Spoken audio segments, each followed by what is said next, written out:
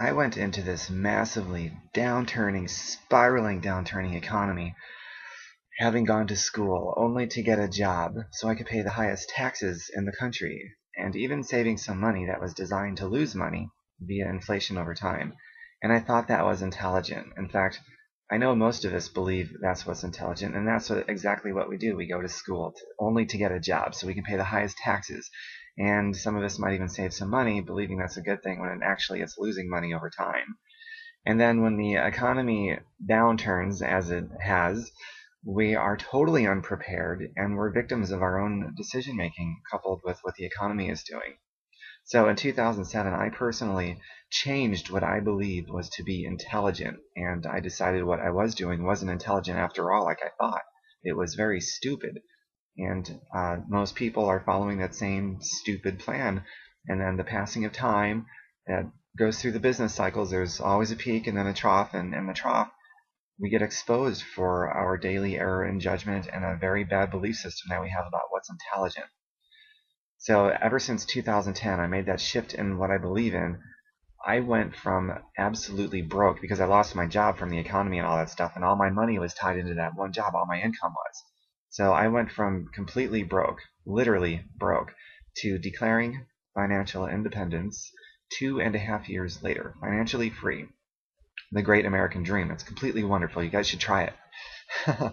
So here's what I want you to do. This is seriously my call to action, you guys, is first, you have to change what you believe. If you don't change what you believe, you're not going to do anything different, and it's your actions or inactions that's going to shape your life.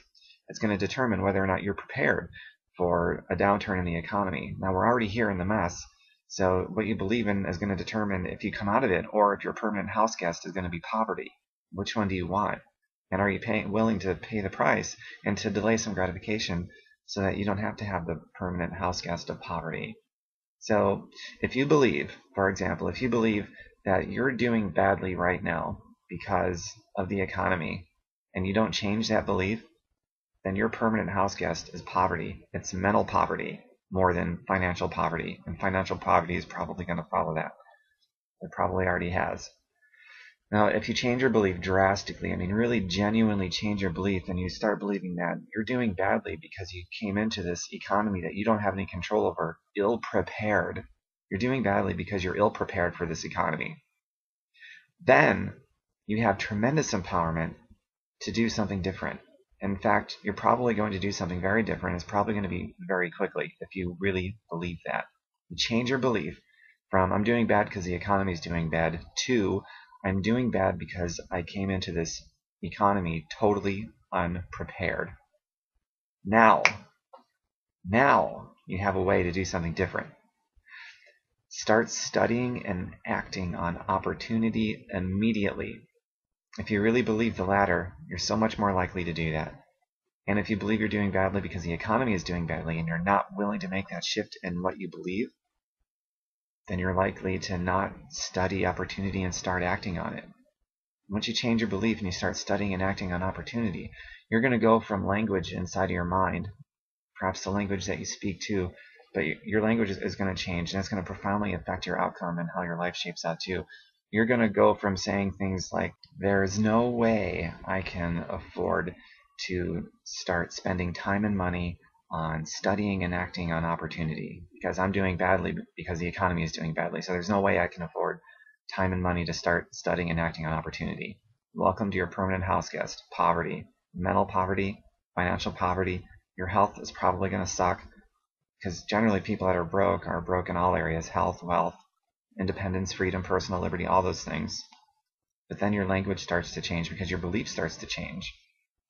You start believing that you're ill-prepared. You were totally ill-prepared, and that's why you're doing badly. So then your language starts to change from that other terrible, terrible language to I can't afford not to spend the time and money to start learning about opportunity and acting on it. I can't afford not to spend the time and money on that. That's an investment in myself and my future, the livelihood of my family, if you have one.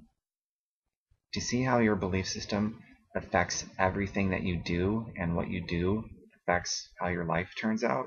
It's everything. Change your belief. Otherwise, nothing will change, and welcome to your permanent house guest of poverty.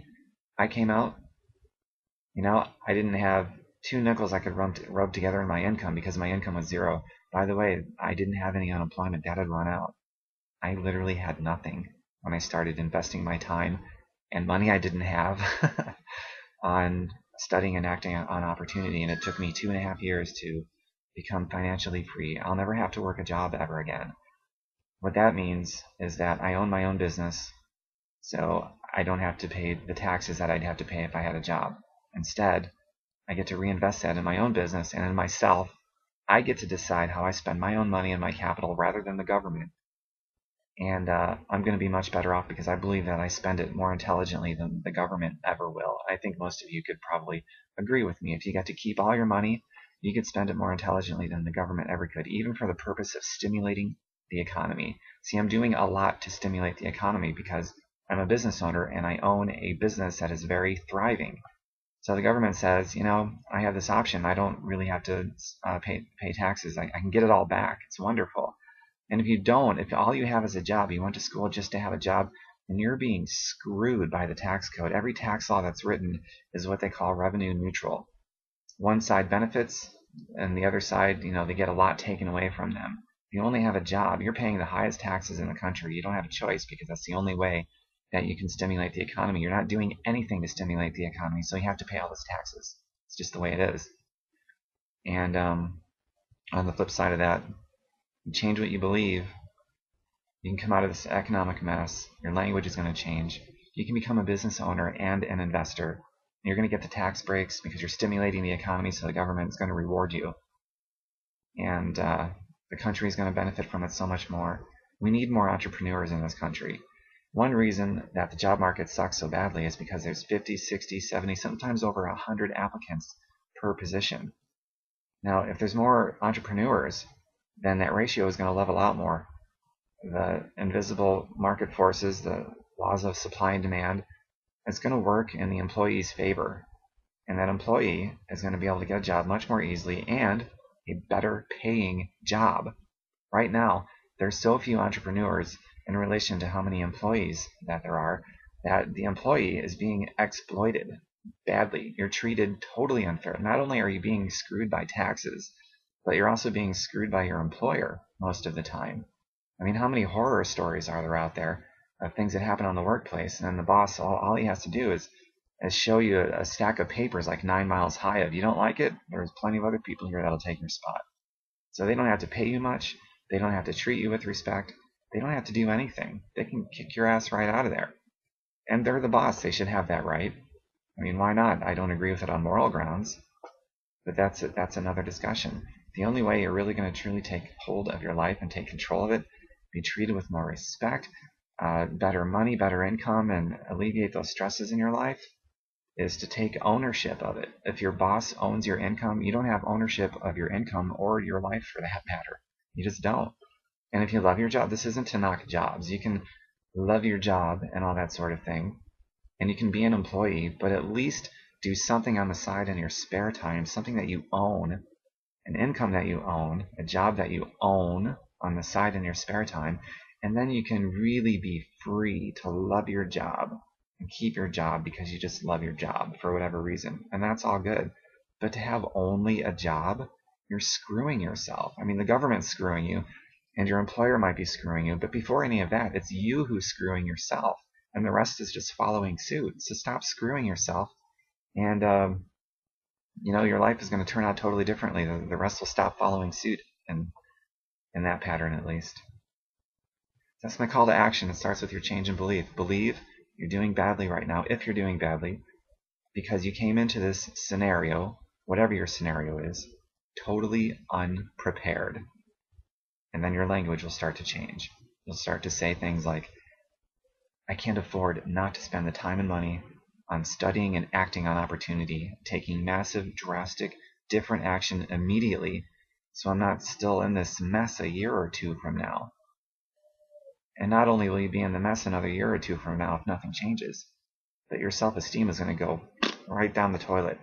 And you might actually get to a place where you just entirely give up and believe this is all that's it.